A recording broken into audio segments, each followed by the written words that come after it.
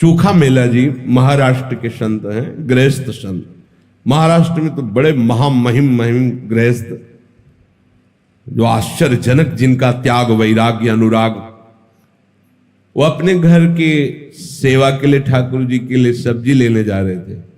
कुछ ऐसे रुपए होंगे, बड़ी मेहनत से कमाते थे, निर्माण कार्य, गृह निर्माण कार्य आदि में वो करके फिर उससे जो अर्थ मिलता था। देखा एक बहुत बड़े बड़े ऐसे केले रखे हुए थे। देखते ही मन में आया कि ये केले विट्ठल भगवान को बहुत अच्छे लगेंगे। सब्जी नहीं ली, उसके केले ले लिए। मंदिर में अंदर प्रवेश का तो अधिकार था नहीं। दरवाजे पर खड़े हुए आवाज लगाई कि ये केले का भोग लगा दीजिए विट्ठल भगवान को। भगवान की बड़ी विचित्र लीला होती है। कुछ पार्षदों ने, निजी सेवकों ने उनको धक्का मार करके बाहर किया। बोले तुम क्या समझते हो, 2-4 बार नाम ले लिया तो इतने बड़े भक्त हो जाओगे कि तुम्हारे हाथ का छुआ हुआ भगवान भोग पालेंगे।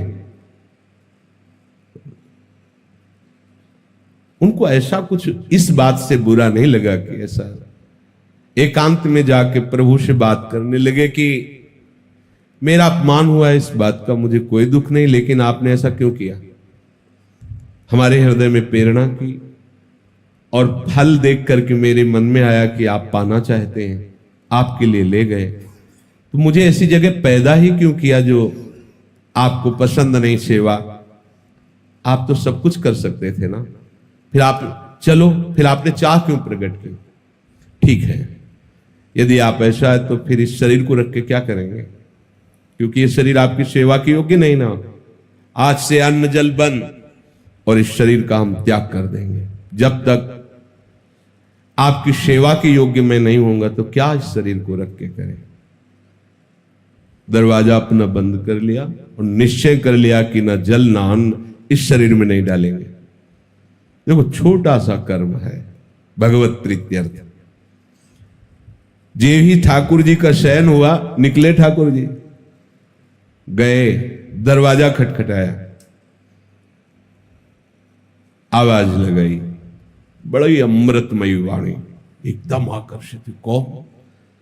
कहा चोखा मेला जी, बहुत भूख लगी है, खोलिए।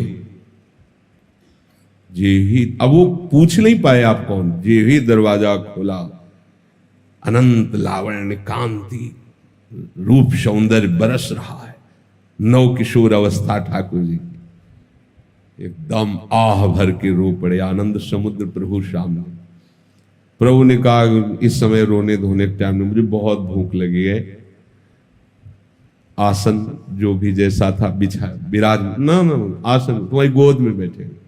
प्रभु गोद, वो केला जो लाए थे ना, बोले हाँ प्रभु, तो अपमानित करके भगा दिए गए, तो ला के वैसे बोले लाओ लाओ ना, गोद में ऐसे केला पवा है, देख लो। प्रभु को ये थोड़ी है, प्रभु तो सबके हैं ना। प्रभु ने पाया, बोले आज जो स्वाद मिल रहा है वहां मंदिर में भोग लगता है ना, ऐसा स्वाद हमें नहीं मिलता। रुक्मिणी जी को भी पता लगे कि मेरे प्रेमी जनों के द्वारा दी हुई वस्तु में कितना स्वाद है, तो 2 केले दे दीजिए। मांग के 2 केले प्रभु उनसे लेते और सब केले पाए और बोले तुम आनंदित रहो, मैं उन्हीं का होता हूं जो मेरे लिए है। मैं किसी जाति, कुल, साधना, अवस्था, तपस्या इसका नहीं होता हूं, इसका फल होता है, लेकिन जो केवल मेरे लिए है मैं उनका होता हूं। रुक्मिणी जी को पवाया, आंगन में छिलके फेंक दिए। अंदर से दरवाजा बंद मंदिर का। अब जब सुबह दर्शनकालीन शास्त्रों भक्तों की भीड़ लगी, जय जयकार मच रहा है। सेवा करने वाले निजी पार्षद बाहर से ताला लगा के जाते थे, जब ताला खुला तो अंदर से खुला नहीं, बहुत परेशान। अब तो विनय प्रारंभ की, फिर रोने लगे सब, प्रभु क्या अपराध हो गया। बोले जब ये दरवाजा तभी खुलेगा जब चोखा मेला जी को आप लाओगे और वो कहेंगे दरवाजा खोलो तो हम खोलेंगे। बोले प्रभु अभी जाते, बोले ऐसे नहीं, पालकी लेके जाओ, चोखा मेला जी को पालकी में बैठा के लाओ। अगर वो ना बैठे तो उनके पैर पकड़ना और कहना पालकी में बैठो। ये वही लोग हैं जिन्होंने धक्का दिया कि तुम्हारे हाथ का भगवान कैसे पाएंगे। भगवान शिक्षा दे रहे, अगर वो ना बैठे तो उनके चरण पकड़ना, क्योंकि वो दैन्य हैं, वो शायद ऐसा ना करें, तो तुम उनके चरण पकड़ना, उनसे विनय करना, उनको बैठालना। और जब वो पालकी में बैठ के आएंगे और यहां दरवाजे में कहेंगे खोलो प्रभु, तो हम खोलेंगे। नहीं नहीं, दरवाजा खुलेगा ही नहीं, अंदर से सब लाग। अब उनके तो प्रकट और आंतरिक दोनों जीवनाधार श्री विठ्ठल भगवान ही है।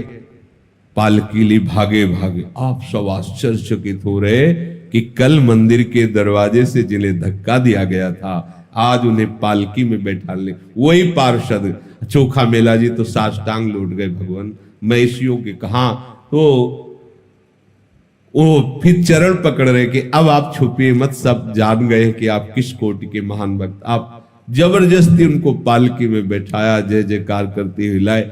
मंदिर में जब आए तो आंसू बहाते चोखा मेला जी, प्रभु बस करो बस करो, अब तो खोल दो। तत्काल दरवाजे खुल गए। ये देखो, एक छोटी सी सेवा चमत्कार प्रकट कर दिया। यदि हम आठों पहर प्रभु के लिए, तो कैसा जीवन होगा, विचार करके देखो आप।